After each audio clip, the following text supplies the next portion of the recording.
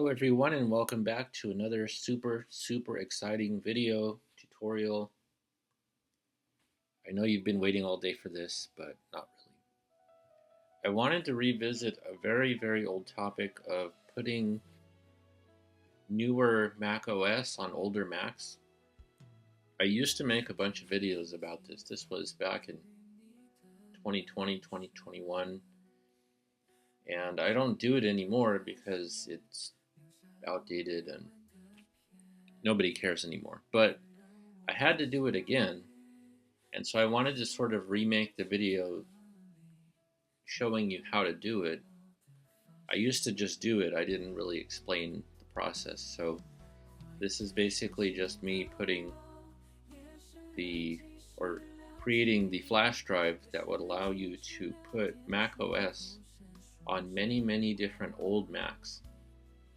So instead of having a flash drive for each version of macOS, if you do it this way, you only need this one flash drive. And so this is what I did, and I've been using the same flash drive for years. I can't find it, so I have to make a new one. And so I just wanted to show you why I do it this way instead of having many different flash drives. So if you're flipping computers, specifically Macs, most of you flip PCs, but I flip Macs as well, you're going to come across tons of old Macs, usually around 07, 08, 09, 10, 11, 12, 13 Macs that somebody doesn't use anymore. It has a password and you have to reinstall the software. And when you try to reinstall the software, especially on the older ones, it's very difficult to connect to the internet and then download the version, because the version that it came with is old and it won't let you download it anymore. So what you do is you make a patched macOS installer. And of course, if you're familiar with Macs, you've heard of DOS Dude and his patcher.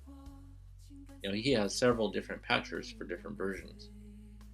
But what I found was, if you do the High Sierra patcher, that particular one works across the board. You can go all the way back to 08, not sure about 07, maybe, all the way up to a newer Mac using the same patcher. And why that one? Because there is another patcher for Sierra, but Sierra is very old, and so if you put Sierra on it, it'll have the old file system. You're going to have to use a different, older version of Chrome. And I found that High Sierra, being the newer version, High Sierra is almost like if you're in the Windows, kind of the Windows 10 sort of thing. It's just new enough to get away with.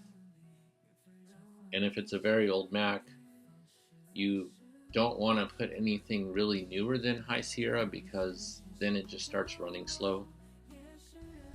So if you take an old Mac, it could be an 08, for example, you put an SSD in it, you put the High Sierra patcher, everything works perfectly. It runs nice, it's smooth, it's new enough to run newer software, and that's just the way to go.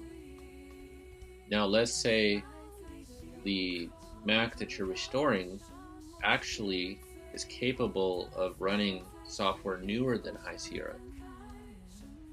You can still use the patcher, the same flash drive, on that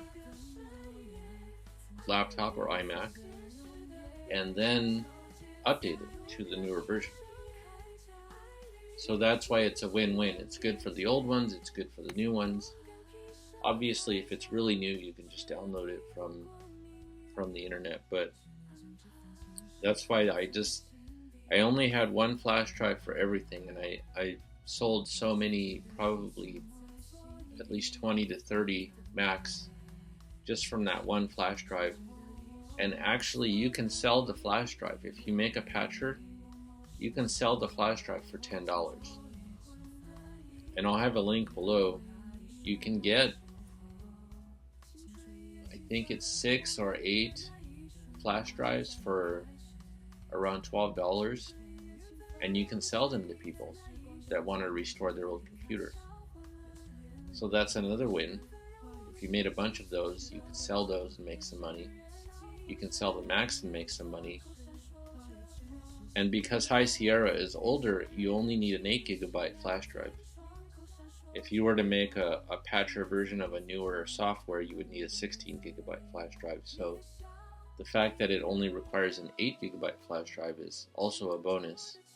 And the cheap package of flash drives, the 8 GB ones, they're cheaper than the 16. So you can buy a bunch, you can make High Sierra patchers, and you can sell them online, sell them to people on OfferUp or Facebook. There's always people looking for these. So anyway, what we do here is we go to the DOS Dude website, which is still, I'm glad to see that it's still alive. And you're going to go here to download the tool.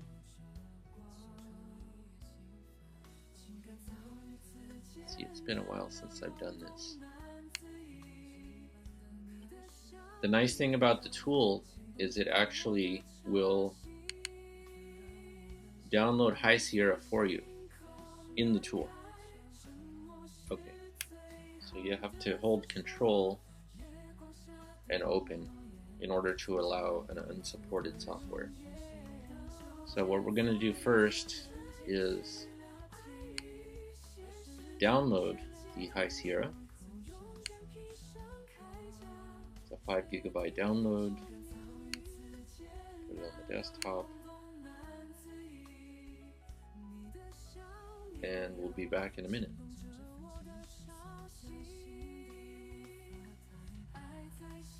Okay, so we're back. The High Sierra has downloaded. When you download it through the patcher, it automatically detects it. So see, it says verified. It's going to this flash drive, and we're going to go ahead and start operation. And the flash drive will be erased.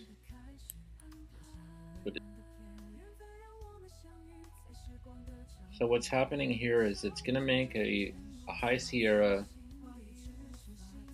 flash drive bootable disk that will work on basically any old Mac.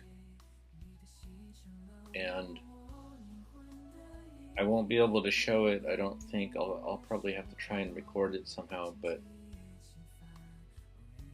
what you do is you install the High Sierra, and then you boot from the flash drive one more time, and there's going to be a thing that says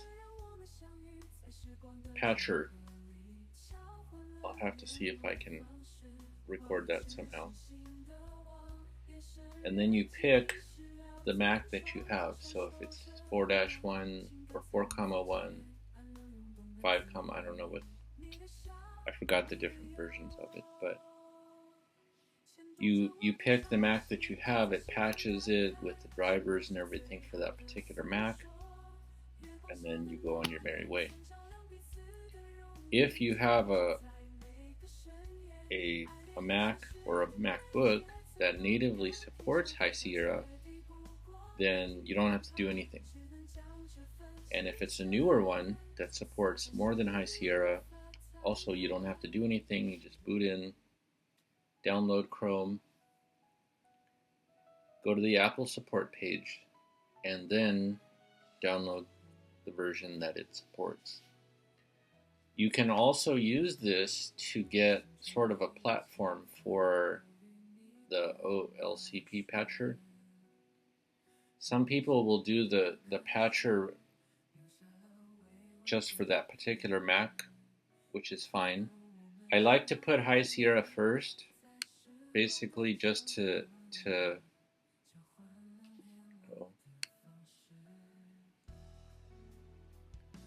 Why did it do that? I'm not sure why it didn't work that time. I thought it did it for you. Let's try again.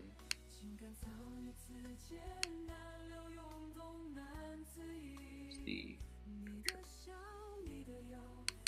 patcher. Recorded. Yes.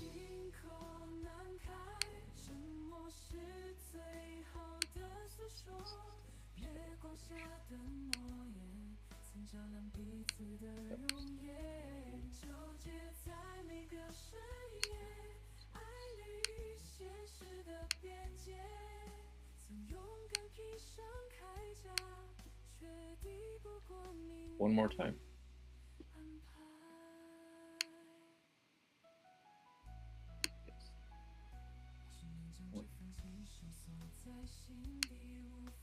I have had situations where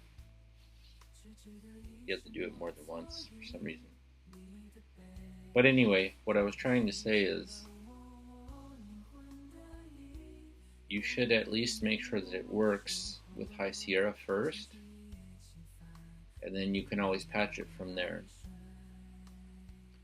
If you're doing this multiple times. Now, if you only have one Mac that you want to patch, of course, you could just download the patcher for that Mac and do that version. But what I used to do was do the High Sierra patcher first, just make sure everything works, because these are Macs that I would buy used, and so I would make sure everything works with the High Sierra, test drive it for a couple hours, and then go ahead and do the higher patch.